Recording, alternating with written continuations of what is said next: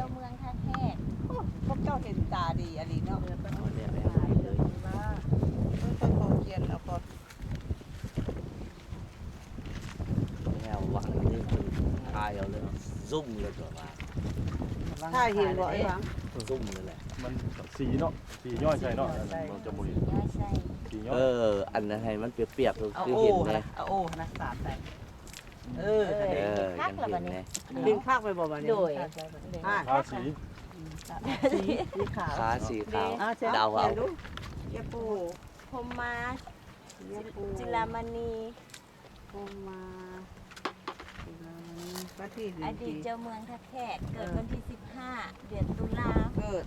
15 โดย ตุลา ทั้งเป็นว่าหาสิบา 1855 1855 มรณะเด้ ถึงแก่กรรมวันที่ 10 เดือนพฤศจิกา ปี 1930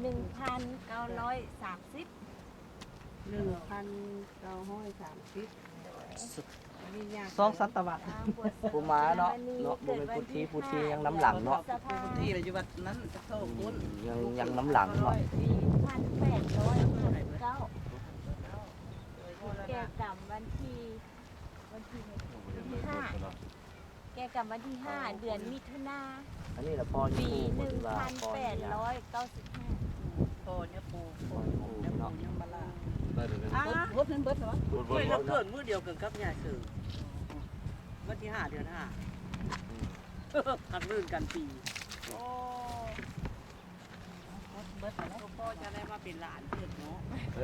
วนเวียนอยู่นี่แหละบ่ไปใส่ดอก พ่อจะ พุทธีหันก็จุพรมมาเดี๋ยวฮอดทีบได้แล้วเดี๋ยวนี้เบิ่งบ่เป็นเอาลูกเอาเมียมีลูกแล้วว่าแล้วป่านนี้ล่ะ